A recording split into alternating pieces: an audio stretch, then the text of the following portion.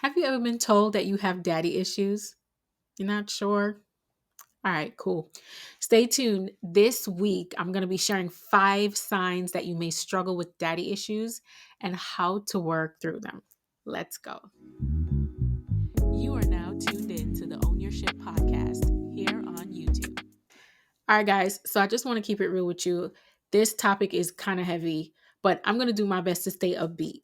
So we hear the term daddy issues tossed around a lot, but do we really even know what it means? Some of us really don't. So let me just say I try my best to do a lot of research, but I might not always get it right. So just bear with me. Let's imagine that you come from a home where you adore your father. He could do no wrong in your eyes. It doesn't matter how hard you tried, those feelings were never reciprocated.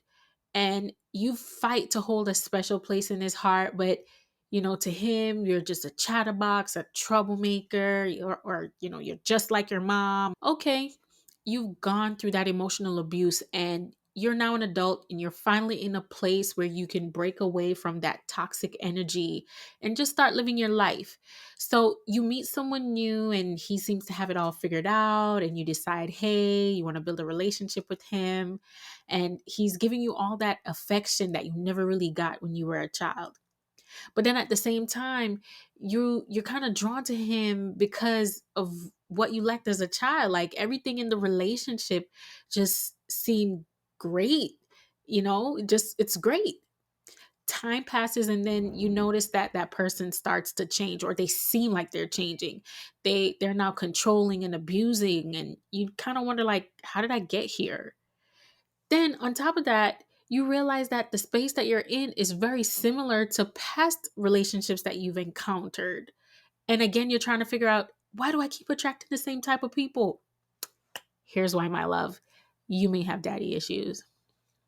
The truth is, no one really knows where the term derived from, but people believe that Sigmund Freud and his idea of father complex have something to do with it.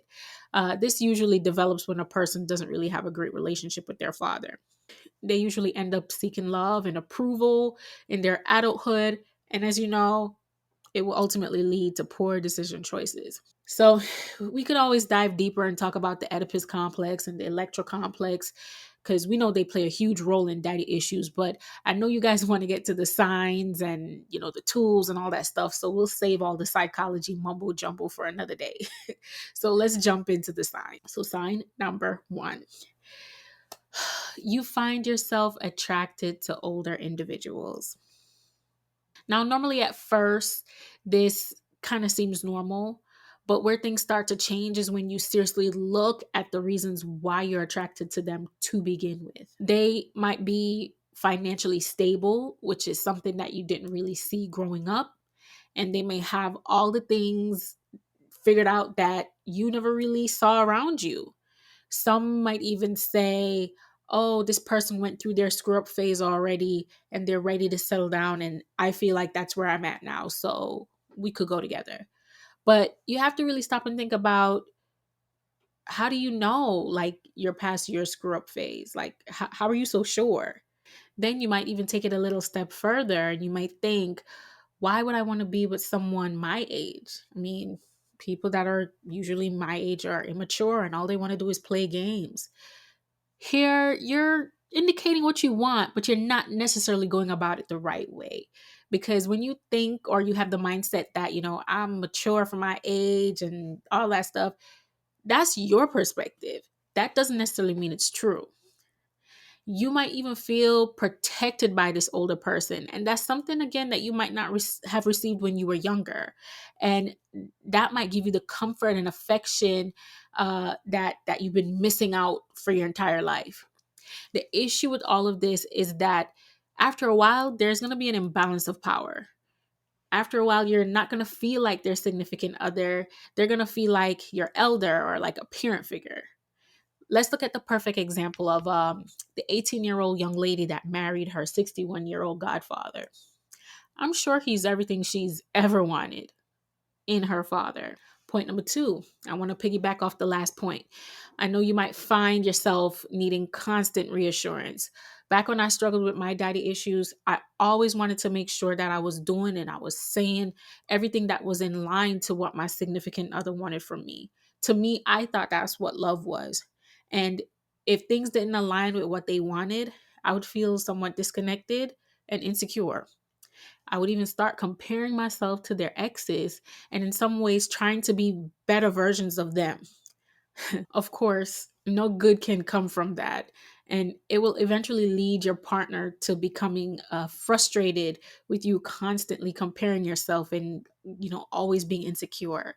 So it's amazing how we always stand firm on the qualities that we want in a relationship, but we don't see how those same things that we are running from are usually the qualities that we embody. Remember, your partner wants to be with someone who is confident in themselves and in the relationship in general. It's the truth. Point number three, insecurity. Now, this is just a lack of trust and confidence, but it's usually followed by actions like clinginess, jealousy, or overprotectiveness. This part really boils down to attachment styles. I know that's all that psychology mumbo jumbo that you really don't want to get into. But to just break it down, there are four attachment styles. We have secure, anxious, avoidant, and fearful. And in this instance, if jealousy, clinginess, and being overprotective is something that you struggle with, then you may have an anxious attachment style. So what that is, or what that simply means, is that you worry a lot about the things that your partner may or may not be doing. People who struggle with this, they will find themselves like going through their partner's phone, like trying to read their messages, their emails, and they might even be skeptical about opposite sex friendships. And they might even always feel like their significant other is up to no good. The fear behind all of this is that you don't want to be alone or you don't want to feel abandoned.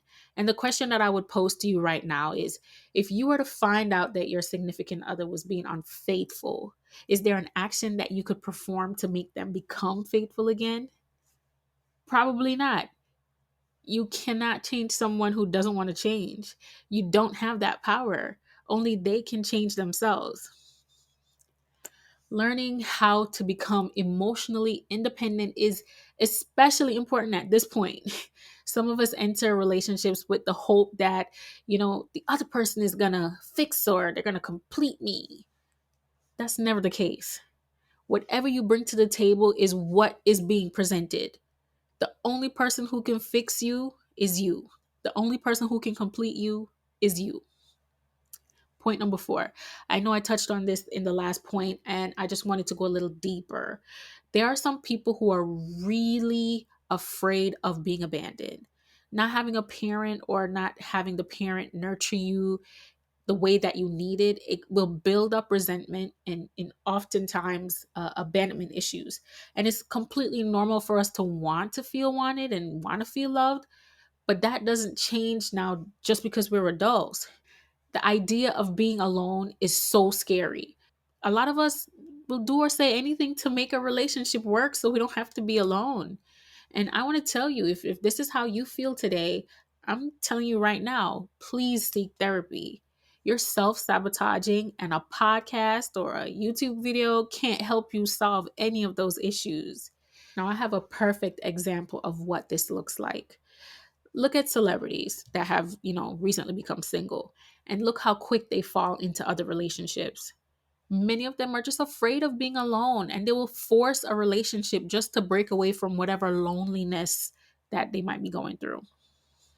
Point number five, you act like all you care about is sex.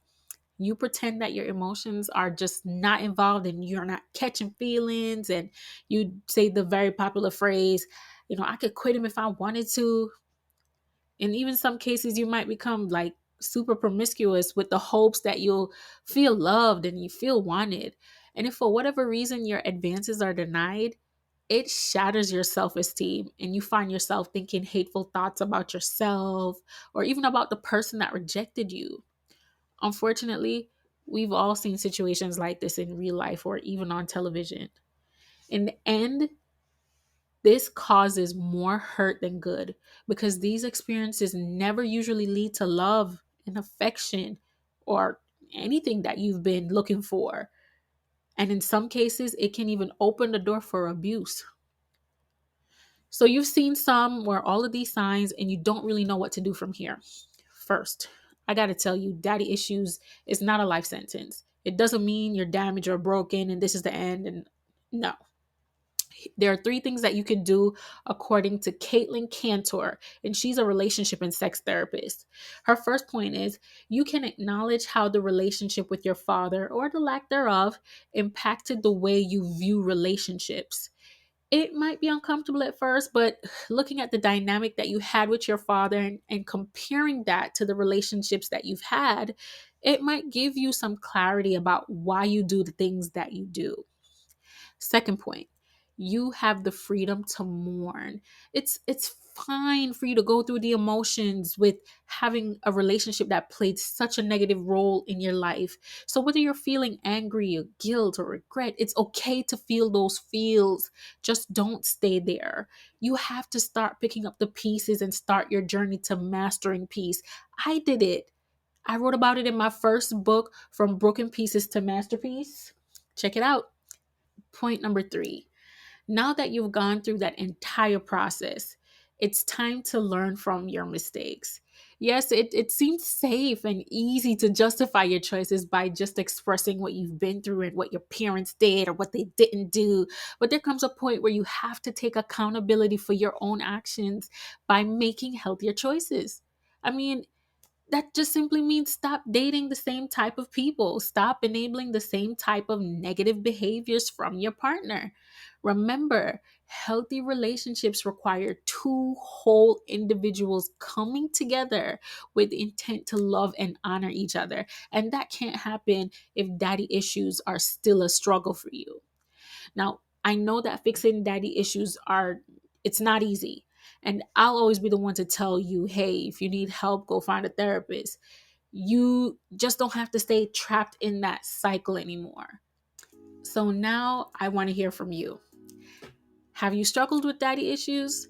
How did you figure out that you had that issue to begin with? And what are some things that you did to overcome it? Let's talk about it in the comments or over on my Instagram page. I'll put the link in the show notes. Well, that's all, y'all. Thanks for tuning in this week.